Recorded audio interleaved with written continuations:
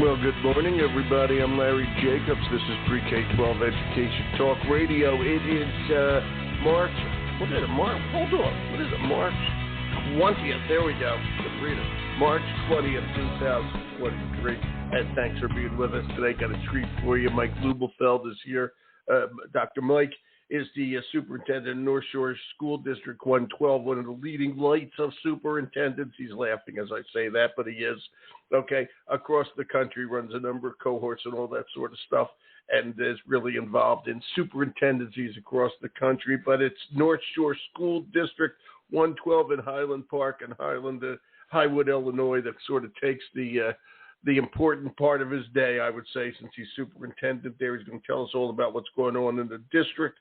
And this is a district, I got to tell you, that was not involved, but is part of the world of the horrible July 4th parade mass shooting that occurred. And it affected people in his district, and it's right there. And we're going to talk about how they worked their way through that from the summer last year. Just a terrible event. So it's going to be an excellent show to find out what's going on over there. And Mike, who has a national touch, he's the author of 3 books, etc., will give us some good advice on what's going on if you're a superintendent these days. It ain't easy, and he's the man we're going to be talking to. We're going to archive the show over. Did I say I'm Larry Jacobs? I'm Larry Jacobs. This is Pre-K-12 Education Talk Radio.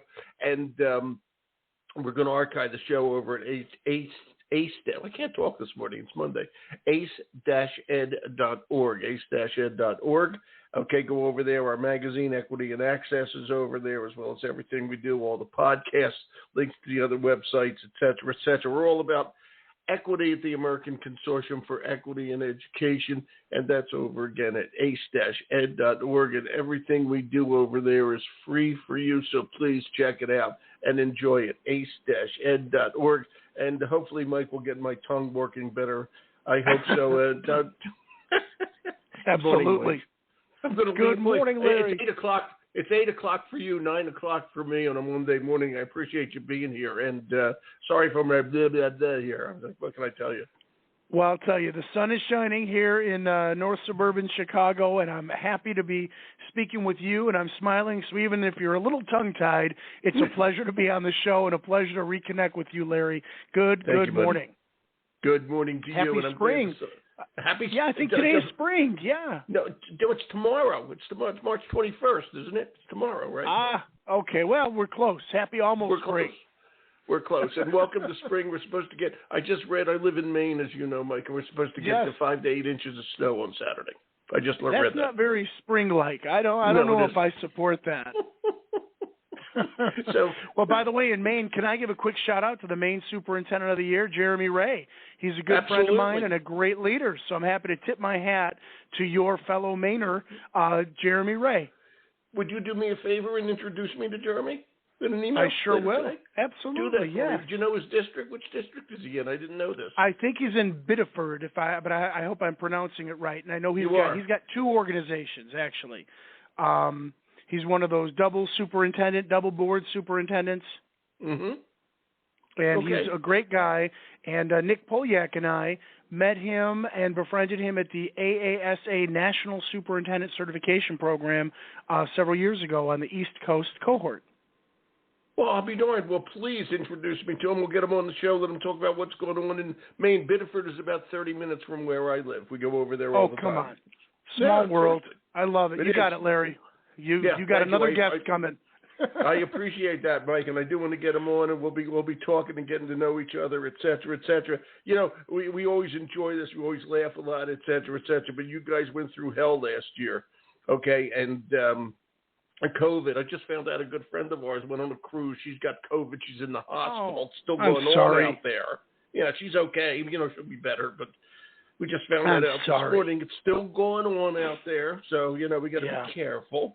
Okay, but we went through that school-wise, and then on top of that, you had the horrible misfortune to have the July 4th parade shooting in your district. And by the way, I have to say that there's multiple districts for towns in Chicago. I think everybody knows this by now because high schools and elementary schools are separated as different districts.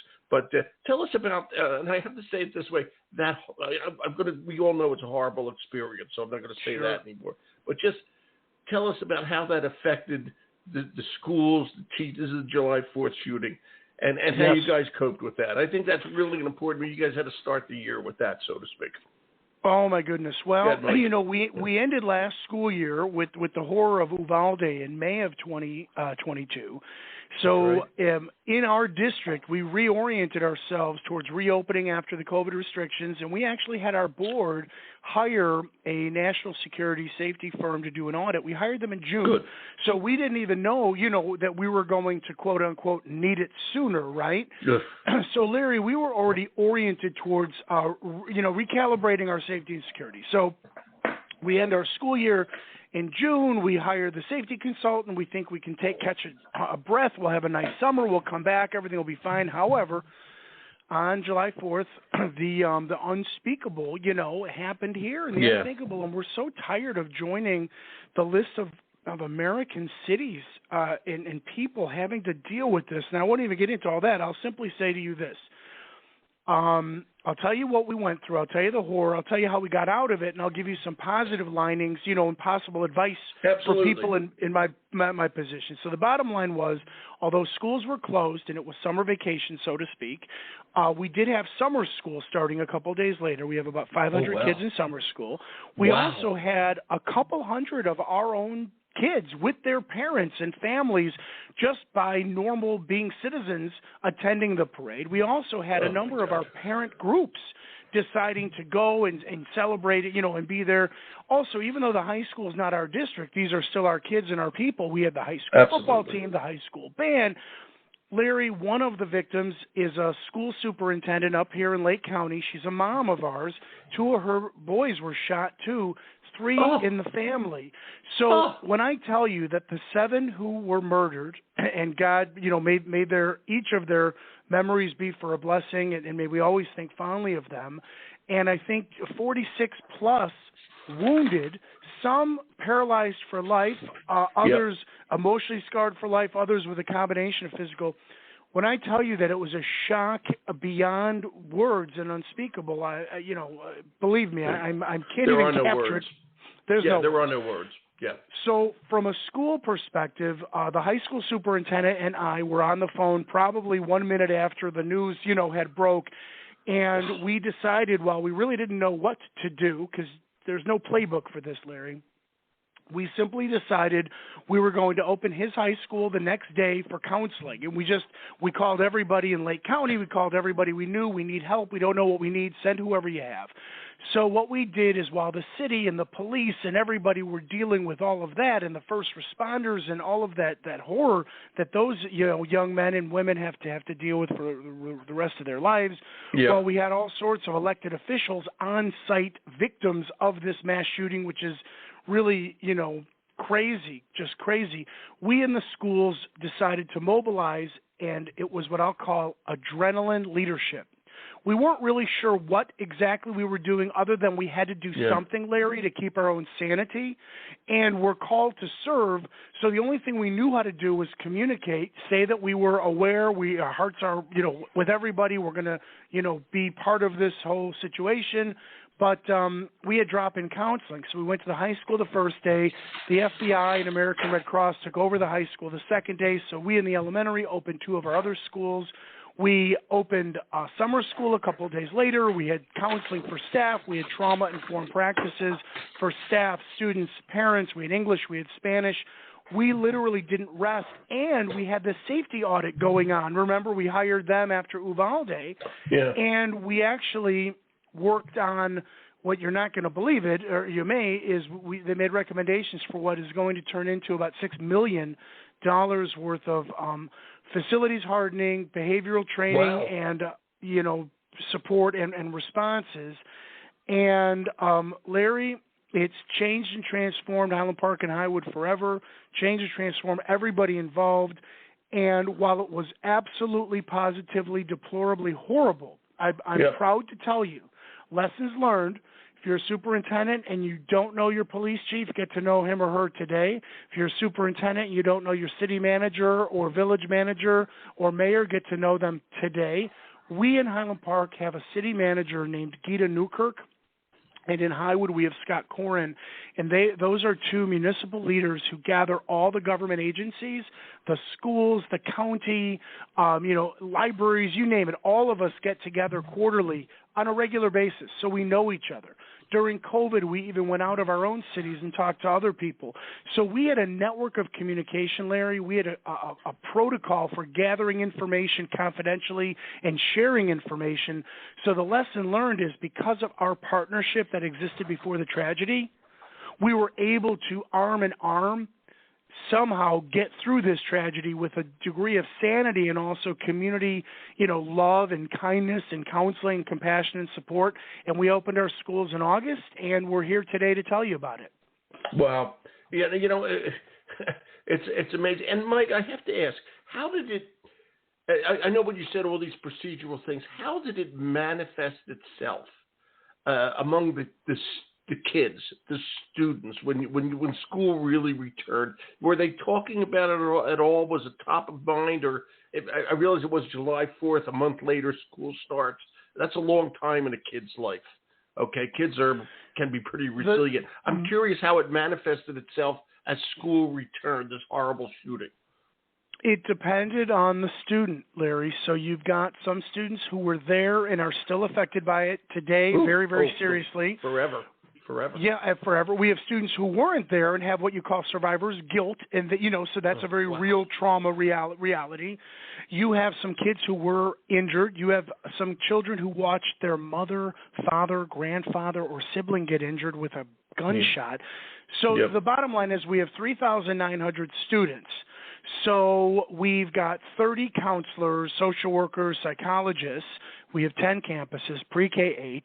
We have something called Sown to Grow. It's a product that we're using this year where it's a general education universal check-in.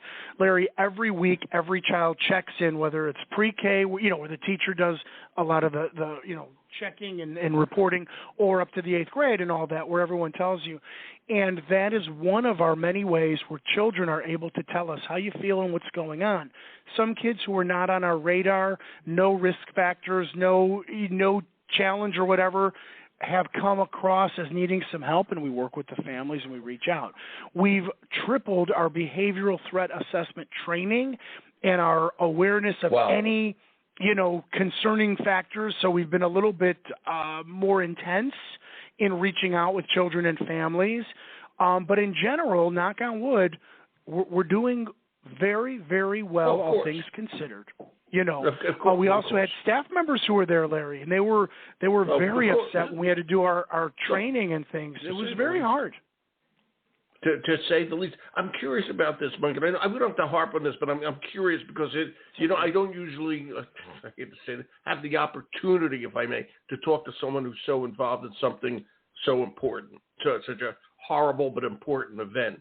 Okay, that could happen anywhere. So I'm going to take some of your advice. Yeah, obviously. By the way, I don't know if you remember this, but one of the true victims who was shot and killed was a 90-year-old gentleman in Highland Park. We used to live in Deerfield in the town next to it, and that Steve Strauss was my wife's stockbroker partner for years. Oh, my goodness, my goodness. Yeah. You see, we're all connected. Just amazing. Yeah, we are all affected. We couldn't believe it when we read it. And in fact, he was an older man, and we thought he had long retired. Carol hadn't been in touch with him in years. So we were amazed when, it was just a horror show. That one really hit close to, they all hit close to home, but that one really hit close to home, of course. Because no one's safe. I'm curious, and you mentioned this, you guys hired a safety consultant after Uvalde, and who knew, this was coming down the pike.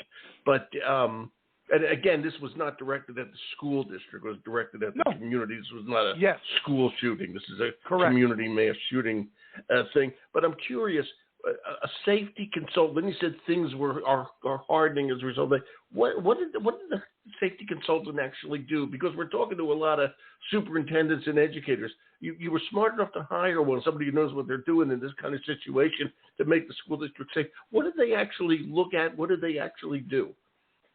Well, this particular group, one of the gentlemen who's the primary consultant. Yeah, you can mention it if you want. Oh, FEA. Yeah. It was Facility Engineering Associates. Okay. So Randy Braverman, who is our lead consultant on the ground and trainer, is a member of the Illinois Terrorism Task Force. Now, Larry, as crazy as that sounds, after the Parkland massacre several years back, pre-COVID, the Illinois Terrorism Task Force convened, and they had a school safety council, made up of union leaders and police and educators and psychologists, everybody. So Randy was on that group, and Randy does training for them.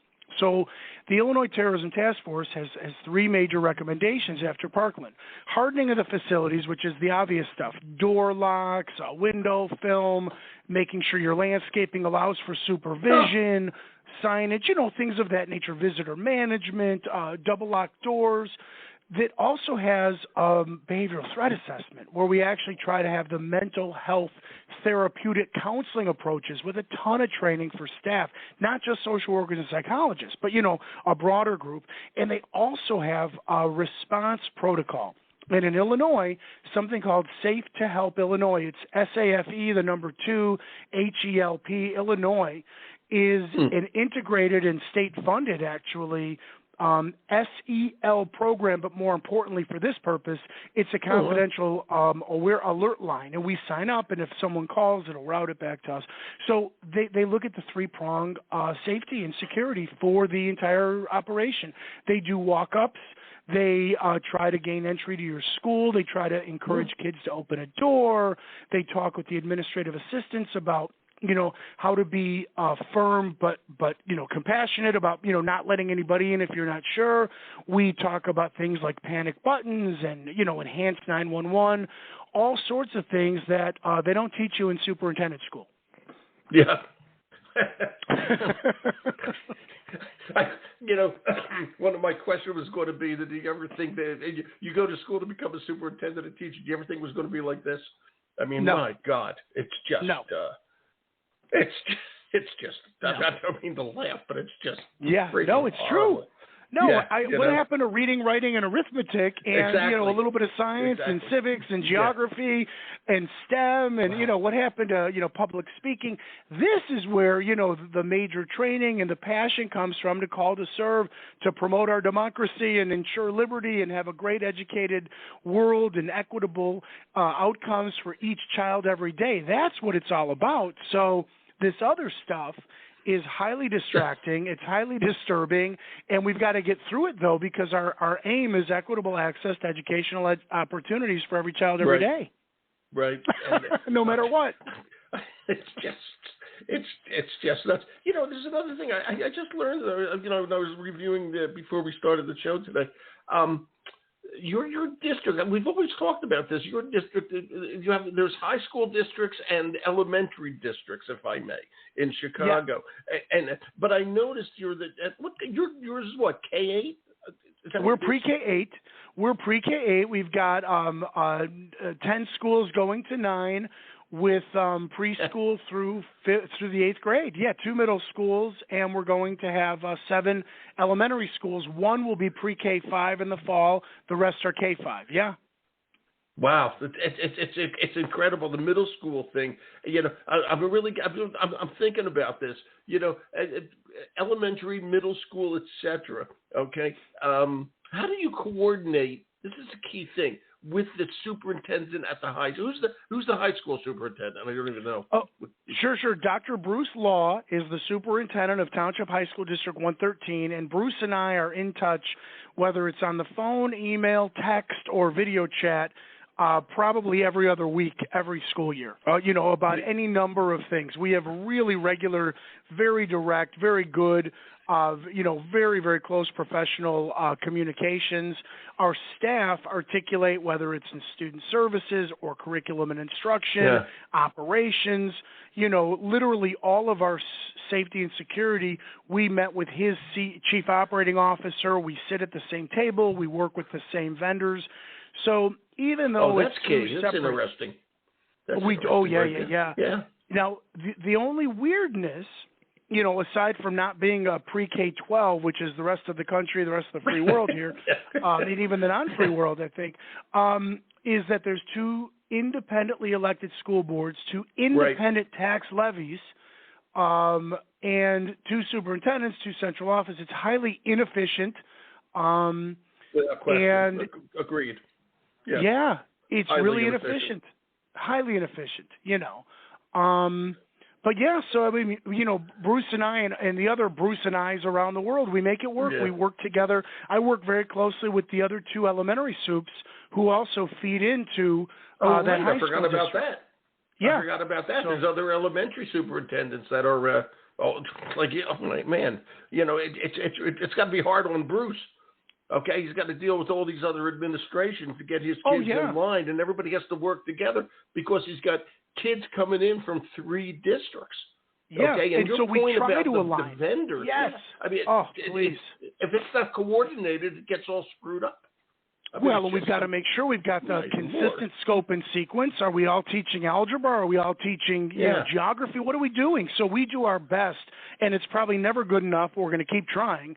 We do our best to coordinate and make sure that we're talking together. We've launched a neat partnership. We added the numbers of our 4 districts, 106, 109, 113, and 112. It equals 440.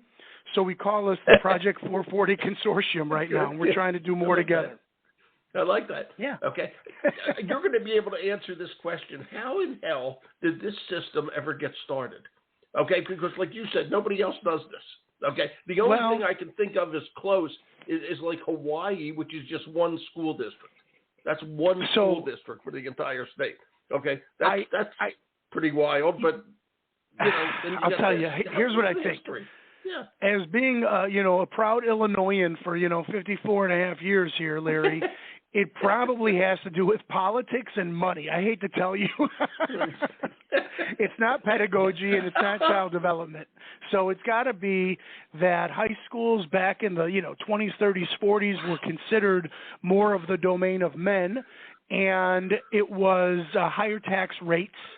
And then elementary was considered more the domain of females and lower tax rates. And I think somewhere and nowhere in between they ever met. Wow. Now, we do have some unit districts, which is pre-K-12, which is a normal district where you're from and where everyone else is from. Yeah, they're downstate. There are pre-K-12 districts, right? We've got a few up in Lake County now too. They're sort of moving around, but the tax rate is lower. So if you're a high school, you've got the highest ability to tax. Elementary, like me, the lowest ability to tax, but that we still tax too much, that. And then units in the middle. Yeah. So if we combined with 113 and made a unit district, for example, the tax rate would be higher than ours but lower than theirs. And if you ask any citizen in our district, they'll tell you we tax too much no matter what. You know that. I know that. So I will tell you, though, I do believe it's politics and money and, what you call tuwadi. That's the way we've always done it. But it's interesting about the tax rate. How do you running a district of 4,000 kids, okay? This is the North Shore District 112, which is pre-K-8, okay? How do you... I got to ask this question right. Figure your budget when you have a lower tax rate percentage, obviously, than a high school district. Okay, how do you do that? Well, it's different than on the East Coast. It's different. No. It's a great question. From what I understand, like in Maine and in New England, you've got to go to your town council. You do an annual referendum. Well, Larry, the taxing here is so incredibly not taxpayer friendly, if that's a fair way to put it. Fine with me. That we're allowed to run a budget surplus if needed for the rainy day fund, where you're not. In New England and other parts of the U.S., you're not allowed to have a rainy day fund. You've got to ask for the funds. Here, we actually tax a little bit more than we need just in case we've got a problem and we need the money. We don't want to ask somebody. So over time, we can all start doing the math and the compounding effects. It's really disparate, and I have to also tell you, and I hate to say this, because it also exacerbates the inequities between particular zip codes of the affluent versus the disadvantaged. Explain that. Take it a little further. District like mine, where we have very high property wealth, I could have a lower tax rate than a city, 15, 20 miles west of me or south of me that does not have the property wealth. They have a higher tax rate, but they're generating less revenue. Wow.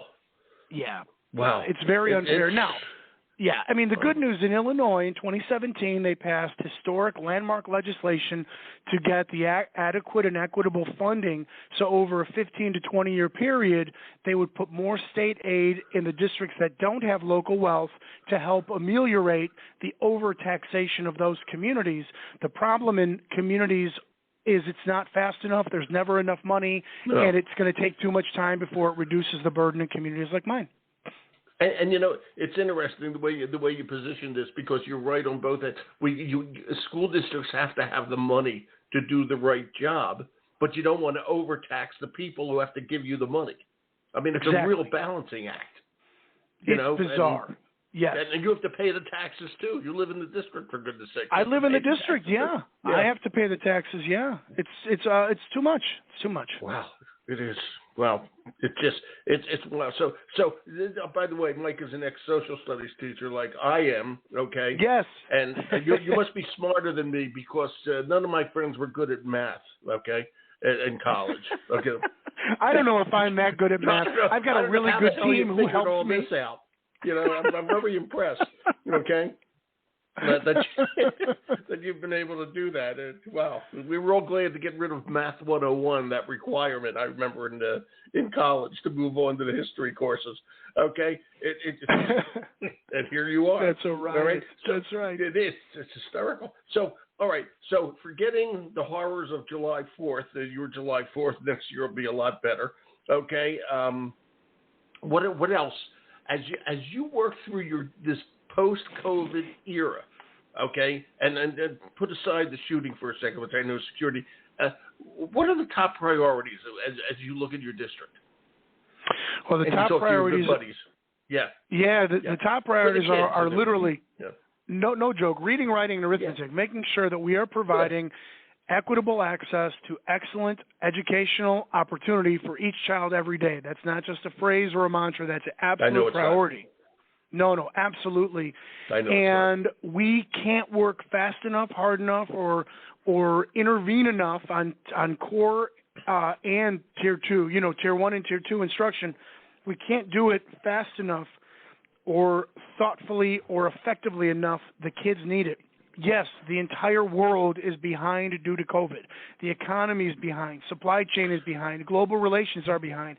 So is math attainment, and so is English attainment. It's all behind. That's accurate. Sadly, it's all level, Larry. The haves are still above the have-nots. Those who are performing better are still performing better. So, I'm not going to get all crazy with interrupted learning and learning loss. That's not driving me crazy. What's driving me crazy is making sure that we take some of the really cool adaptive changes that we did immediately that were good, and we don't forget them. I don't want us all to recoil back to the old traditional ways of, the cemetery effect of rows of kids in 40-minute drone-on lectures for a 14-year-old. I don't want to go there. The priority is innovative practices too.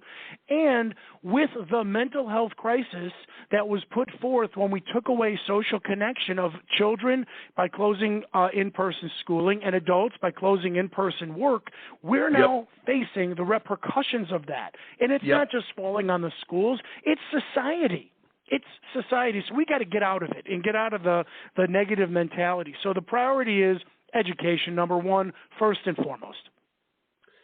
It really is. And you said something that really struck me. I'm always curious about this.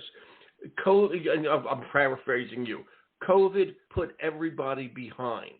Okay, literally, it put everybody behind in everything. So if I have to ask this is something that doesn't make sense to me. If everybody is behind, and let's assume, we can assume they are, why are they behind? Why don't we change the standards so everybody's equal again? We would take it where we are and move from here, as opposed to calling ourselves behind. And I'm wondering what we are behind of. Yeah, okay, we're not behind anything. Any sense at all? It you does. Know what I mean? We're really not behind. Yeah. No, we're not behind anything. What it is this is where Illinois sadly transcends the United States. It's politics and money. It's the high politicization of, listen, this is the 40th anniversary of No Child or the Nation at Risk. And in July, I'm going to the Reagan National Library with the National Superintendent Roundtable in the Schlechte Center, and we're going to have a convening. I was just talking to Steve McCammon about this. I'm not surprised. There you go. I'm not surprised. No. And I'll tell you this, and get to know this guy. I bet he's still there. The director of education at the Reagan Library is a guy named Tony Penny, and he is one hell of a great guy. And they have great educational materials at the Reagan Center. Okay, so I'm writing this down because I'm going to say hello. Yes, he's a great guy. Thank you. Yeah. But I'm sorry, I didn't mean to interrupt. You're going to the Reagan Library. No, you're perfect. You're perfect. So I'm doing that because this convening this summer is what's really going to catapult some of my intellectual thinking for the coming school year. But the bottom line is the nation was at risk, and we've done remarkable work, public schools, private schools, all schools, the last 40 years. Here's the bottom line. At some point, we got to end the rhetoric, end the over-politicization, and it's easier for me to say it from my office in Highwood, Illinois, than, with, being, a needle in a haystack here. But the bottom line is, what are we behind in? And if everyone else is behind, enough is enough. Let's move forward. Let's take us where we are and go forward. Are we providing opportunities for kids? Do kids know math? Are they succeeding in high school, for my world, college, career, military, occupation, and the trades from the high school level? And if we are, then stop telling us how bad everybody is. We're not so bad. We're not so bad.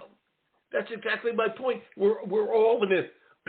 We prior to COVID, we all might have been further along. But because of COVID, we're not. Okay? Yeah. And that's everybody. Okay? Exactly. So everybody has to stop saying we're behind, and we have to readjust. Okay? Exactly. And try to think, are we really behind anything? If everybody's at the same place, nobody's behind. No. Okay? And it's, we have to start beating ourselves up on that kind of thing. Well, okay? and people, we really do. And some in public school think that there's a conspiracy from the private group that wants to get rid of public schools. I'm not a conspiracy theorist, so I don't really believe in things like that. But I will say this: the public schools are the great equalizer in the balance of our social experiment and the social machine, and we're going to continue to support them, regardless of anything and anyone. They will be supported forever. Our founding fathers wanted us to do this. We're going to continue to do this. Can we get better? Heck, yeah. Oh, my gosh, yeah, I want to get better. I always want to do something better, and if I'm doing something wrong, I'm going to be the first one to tell you or accept it when someone else tells me so I can get better. Good man. Do you know my buddy over in Meriden, Connecticut, Mark Benini? Oh, yeah. I don't know him very well, but I know of his work, and I'm a fan. Yeah. You guys would really like each other. He's got a really cool district. In fact, it's Miguel Cardona's kids district. Okay? Oh, I love it. Okay, thank you. Okay. Yeah, it is cool. But at any rate, that's besides the point. Since you've used the term, I'll plug his book.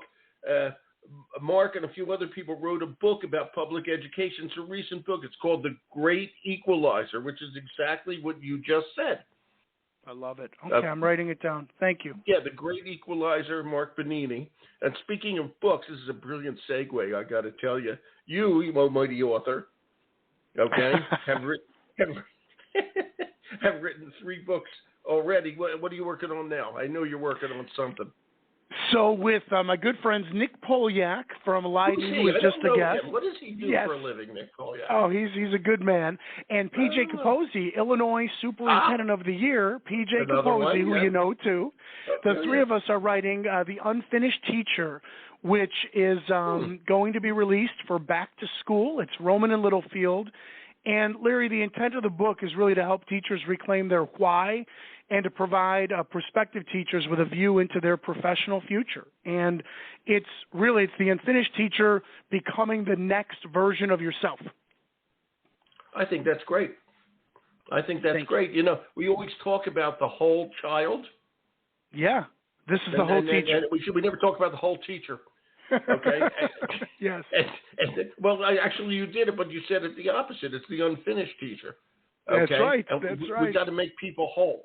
Okay, and also make people understand. And by the way, you guys are invited, obviously, to come on and talk about the book whenever you want to come on and talk about it. Thank you so much. Appreciate that. Standing invitation for that. Okay. Thank you, sir. But we really got to think about that. And on that note, okay, and I think you're doing okay. But tell me if you're not, and please feel free to do a plug. But teacher retention, teacher recruitment. How are we doing at that? Which is on every superintendent's mind these days. I hope things are going well at 112. But what's going on over there? Well, we all need to do a better job, and we as a nation have to change the narrative that teaching is the noblest profession of all. Teaching is the profession that creates all other professions. Right now, we're having trouble retaining staff. We're having trouble recruiting staff. We're having trouble recruiting staff who are of a diverse ethnicity, religion, race. Yeah. We're having trouble all over. Even here in 112, which is kind of a bubble and kind of isolated from some of the troubles of the world, we had 3 first-year teachers leave mid-year this year, and this is a microcosm, of larger districts, obviously, and we are working on retention and we're working on recruitment. We've actually launched a Greater Chicago Metro and Greater Milwaukee Metro recruitment push for the last couple of years. Yeah. Great. And I'm just curious, not to dig pain into the wound. Okay, I'm sure you talk to those young teachers, and not everybody's cut out for teaching. Let's be honest. Okay, and sometimes it's brave to say I'm not cut out for this. Okay, I'm not doing the job I wanted to do, so I don't want to come down on those 3 people. But what was the reason that they left? New teachers. It never happened when I was a teacher.